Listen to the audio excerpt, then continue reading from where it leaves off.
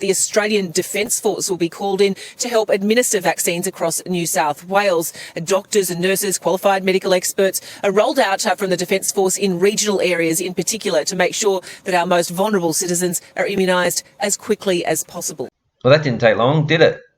Second week in, we've already got the Defence Force being deployed. Now you can see why all those fake stories of the first week were rolled out about those 2 elderly people getting 4 times the dose, about how it was just one big logistical mess up. Vaccines went to waste, people went to the wrong facilities. And look, a lot of that would have had to do with people saying no, of course, or just not turning up. But they certainly crafted the story so that way, listen, we just need to have the military, they're disciplined, and all the chaos can be put behind us. That's what that first week was about. The ADF being called in to help with the rollout is a good thing. Can the ADF be trusted giving needles? Now, this is the very famous high-profile Jane Halton. She's on that CEPI thing over with the Bill and Melinda Gates Foundation.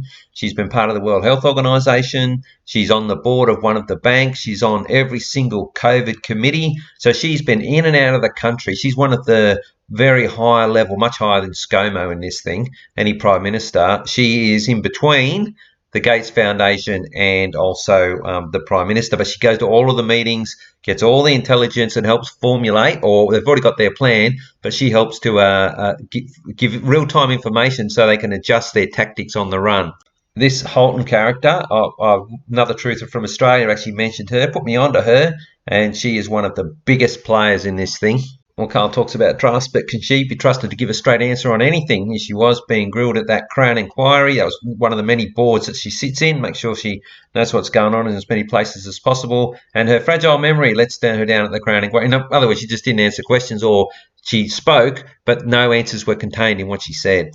This Halton character, she is the master of language, of deceptive wordplay. Yeah, well, let me tell you, actually, the ADF are great at giving needles. Now, the first doofus reporter said that they were going to help administer, and she sort of gives the impression that, like, say, at the border checkpoints, where back then they had no powers, back in hotel quarantine, they had no powers, but they really didn't have that much to do. The police were there to do the job and they were to help. But what this thing says is the most important part of this entire jab rollout. When she said the ADF will be giving the jabs, that's what she said. They will be giving the jabs. And I didn't see this coming so early. I wasn't sure how they were going to get around it. They're starting early and they're going to prepare an absolute shitstorm in the winter months. They're building up to it. And now that's where this troops on the streets legislation that they passed, lining up all their ducks back on the 8th of December comes in. Now, the ADF themselves physically administering the jab brings into play this part of that troops on the street legislation, defence personnel with immunity, criminal liability while performing duties. So that's while they're performing duties. Now, this is their policy only, and that not in law, not in legislation, just what they advertise their policy to be on their websites. The vaccine will not be mandatory. Now, they're really playing word games here because they intentionally didn't select the vaccine will not be compulsory. And from the law dictionary, it is what is compulsory: involuntary, forced, coerced by legal process or by force of statute, which means by making that a policy, they could then not bring in a law to compulsorily have you jabbed, but they left that out. So what law did they have in mind? Well, let's just look at mandatory first. Under the legal definition, mandatory is just the end result of something that a court or, say, a government does, in that they mandate something. So let's look at what is mandate.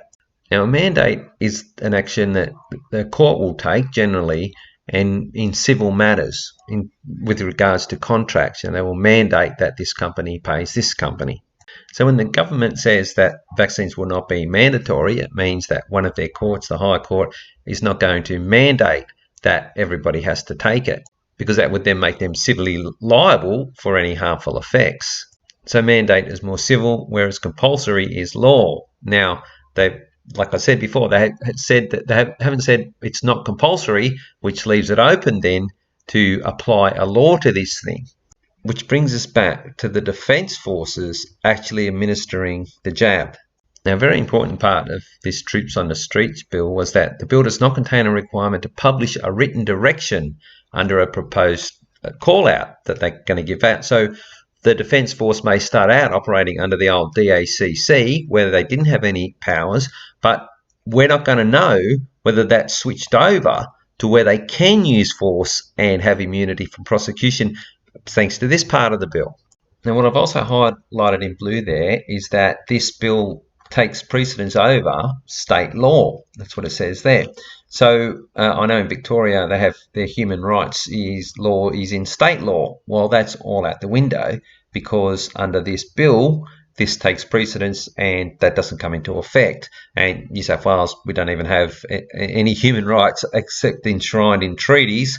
But they're even further down the list as far as laws go and applying things in real world, in real time. Now back to this written direction that I've got highlighted in that purple colour. Now that directive that they're not going to publish, well, they have the option to, they may choose not to, could look something like this. Enter location of targets, which is us, secure targets using force if necessary, jab targets with designated liquid. Now, if they're going to be giving the jab, it's going to have to be something, at least jab targets with designated liquids, because that's an order. That's their job. That's not optional. This is the military. So when it's done by your local medico, you can just print this up, say it's not mandatory, I'm not going to take it, thank you very much. And what they've done is they've left it open for a law to be applied for you to have the jab forced upon you.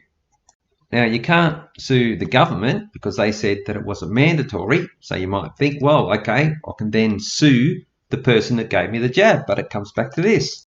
Because they've written into the law, which apparently you gave implied consent to because you elected those wonderful people down in Canberra, that the people that are actually giving you the jab, they're immune from civil and criminal liability. So anything that happens from the vaccine, the jab, make sure I'm correct there, they're not liable, and they're not criminally liable for any force that they use. Now, once they've been deployed and they're out and about inside our borders with their guns and their needles, whatever they're doing, a member may take one or more of the following actions. They can certainly capture a location, which is, into your property. They can certainly detain you, control your movements. They can direct you to answer questions down there at the bottom. So if one of your family members is hiding somewhere, apparently you're supposed to tell them where they are. So, might get a bit kind of emotional, a bit traumatic, even if you're one of the soldiers out there with your gun, or you're the medico jabbing somebody with this liquid that they don't want to have and they're screaming and they decide that they don't want to do it. Well, the purpose of the Defence Force Disciplinary Act is to maintain and enforce military discipline. Well, if they don't comply with the order, come back empty-handed. Did you jab anyone? Nah, got a bit hairy out there. Well, there's 12 months imprisonment and for not complying with the general order. And would one of these orders under this emergency powers be applicable under the general order? Yep, anything made by the Chief of the Defence Force is an order. So when they make statements all the time, all Australians will get their dose by October or by the end of the year, they mean that to happen. When they say, people are just hesitant, we'll work them around, they're just a bit nervous, they're not going to accept when you say no. They're not even acknowledging the people right now are protesting saying no. They're not going to acknowledge that anyone is rejecting or that anyone is not going to get this thing. And they have to jab almost 100% of the population for two reasons. One is, like I mentioned before, they need to have a reason, it's now changed, we can now open things up. Because if they just open things up, then all of that debt won't, people will be challenging all of that debt and all of their measures. And a lot of people that go to jail, there'll be inquiries, commissions all over the place for what they've done up till now. And one thing that I picked up while watching UK Column is that all of the people that were in the initial trials, apparently they're all going to get the jab. So you can only check for short-term safety. You can't now check for long-term because you've got no comparison. Now, if they allow, say, 30 or 40% of the population to say no and not get it, well, there's going to be, and things start going wrong with that exact 60%, they then can't make up some bullshit, there's been a chemical spill and, everything's gone wrong with your body due to climate change, because it's happened to all of you.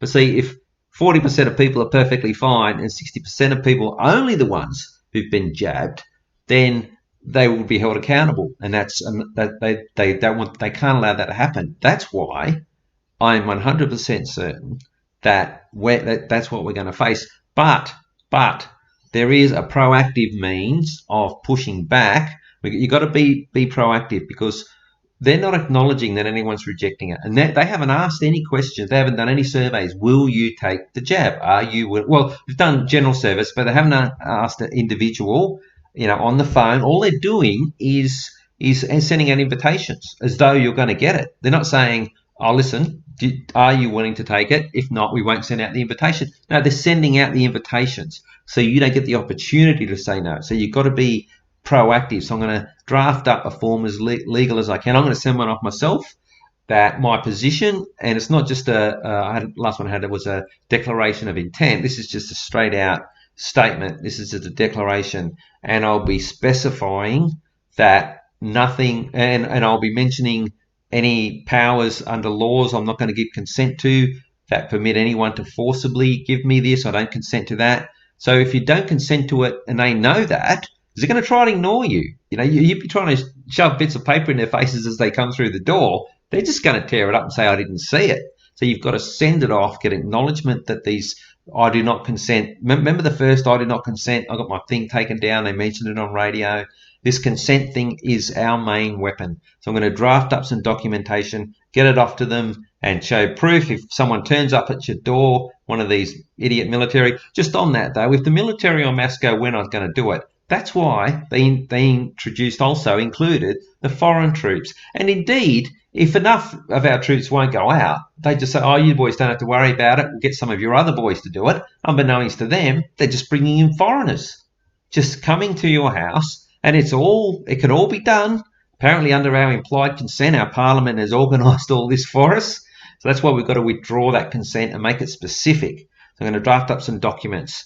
So this ain't over, because it all sounded like really bad news all the way through that.